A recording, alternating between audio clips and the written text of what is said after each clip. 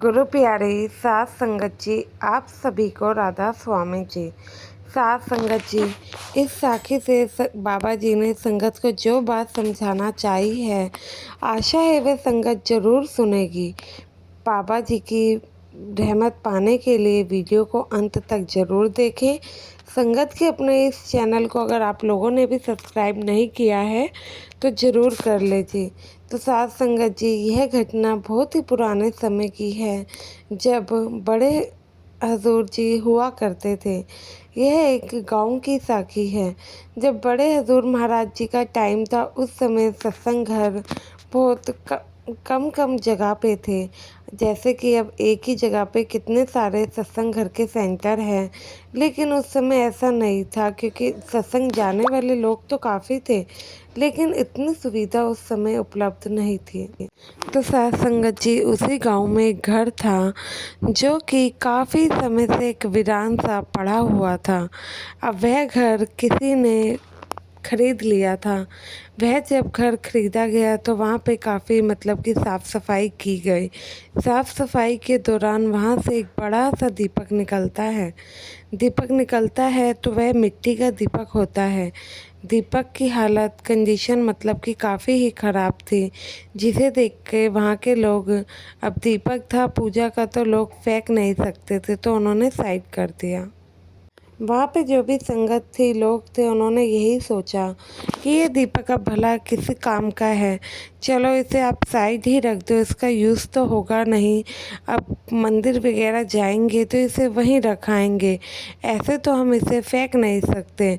तो वहाँ पे वो दीपक को साइड कर दिया गया, और पूरे घर में जो कि मतलब कि साफ़ सफाई का काम था, चीज़ें समेटना था, तो वह सब करके वहाँ पे लोग शिफ्ट भी हो गए।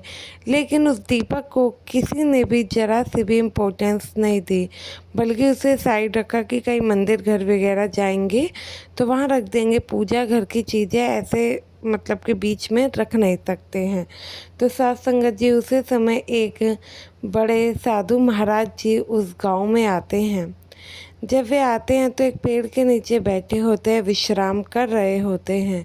विश्राम के दौरान वहाँ पे गांव के जो लोग थे, उसमें से एक से दो घर के लोग उन साधु बाबा के लिए खाना लाते हैं, खाना देते हैं। जब शाम का समय होता है तो लोग साधु महाराज जी से कुछ बातें करने लगते हैं। कई मतलब कि काफ़ी लोग वहाँ पे एक साथ आ जाते हैं। कई लोग अपनी परेशानी बता के उसका हल देखने लगते हैं, और मतलब कि कुछ लोग अपने भविष्यवाणी पर चर्चा करने लगते हैं। ऐसे ही सब लोग साधु महाराज जी से कुछ न कुछ बात करके अपनी परेशानी पूछ ही रहे थे। और इतने में वो जो दीपक था, वह लेकर वो लोग आ जाते हैं और उसे उसी पेड़ के नीचे रखने लगते हैं।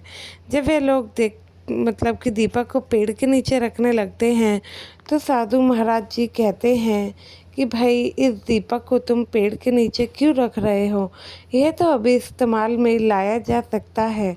पर वह लोग कहते हैं कि नहीं बाबा, ये दीपक बेकार हो चुका है, अब यह किसी काम का नहीं। फिर इस पर साधु महाराज जी कहते हैं कि नहीं, इसे हम इस्तेमाल में ला सकते हैं। तो वहाँ पे और भी जो गांव के लोग थे, वो कहते हैं कि नहीं बाबा, अगर इसमें हम जोत जलाएंगे तेल डाल के तो वह नहीं जलेगी, क्योंकि इसका जो बेस है वह एकदम ख़राब हो चुका है। लोगों की यह सब बातें मतलब कि वो साधु बाबा सुन रहे थे। तो वह कहते हैं कि ऐसा नहीं है, मैं इस दीपक को जला के दिखा सकता हूँ, यह अभी बहुत काम का है जिसे तुम बेकार समझ रहे हो। तो वहाँ पे तेल और बाती लाई जाती है। तो वह साधु बाबा उस दीपक की अच्छे से सफाई करके उस दीपक को जला देते हैं, और वह दीपक सच में काफ़ी देर तक जलता ही रहता है। यह सब देख के लोग कहते हैं कि ऐसा कैसे संभव हो सकता है, जिस चीज़ को हम बेकार समझ रहे थे वह तो ऐसे कैसे मतलब कि वह अभी भी इस्तेमाल में लाई जा सकती है। तो इस पर फिर वह साधु बाबा फरमाते हैं कि बेटा, जब खराब दीपक में मालिक रोशनी भर सकता है, एक मतलब कि परमात्मा की दृष्टि इस दीपक पर जाती है और वह इसे भी ठीक कर सकता है, तो सोचो, जब मनुष्य का वक्त खराब होता है, अगर उस पे परमात्मा की दृष्टि जाए तो वह कैसे नहीं ठीक हो सकता है। तो अब साधु बाबा आगे कहते हैं कि ये खराब नहीं था, लेकिन हमने इसे खराब समझा और इसे फेंकने की गलती करी। अगर हम कोशिश करते तो हम इसे पहले ही ठीक कर सकते थे, लेकिन हमने इसे ठीक करने की कोशिश ही नहीं की, इसलिए हमें यह खराब लग रहा था। ऐसे ही परमात्मा मनुष्य के साथ करता है। मनुष्य खराब नहीं होता है, बहुत सारी वह गलतियाँ करता है, लेकिन वह खराब नहीं होता है। आखिर वह जो आत्मा है वह भी तो उस परमात्मा की ही बनाई हुई है। लेकिन क्या आप और हम लोग ये चीज़ समझते हैं? नहीं समझते हैं। मनुष्य भी ठीक हो सकता है अगर परमात्मा उस पर अपनी दृष्टि डाल दे तो। मनुष्य गलतियाँ करता है, अगर उस गलती का एहसास उसे हो जाए और वह उस गलती को दोहराने की दोबारा से गलती ना करे, तो मानो कि उसे मालिक ने एक मौका दिया है अपनी पुरानी गलतियों को सुधारने का, लेकिन गलती के बाद भी वह चीज़ वो दोहराई जा रहा है, तो मतलब कि मालिक की दृष्टि अभी तक उस पर नहीं पड़ी है, तभी वह इन सब चीज़ों से अनजान है। इस तरीके से वह साधु उन संगत को मतलब कि समझाते हैं और काफ़ी चीज़ें सत्संग के बारे में बताई जाती है। वह जो साधु थे बल्कि आम साधु नहीं, वह भी एक सत्संगी ही थे, जो कि बड़े हजूर महाराज जी से जुड़े हुए थे।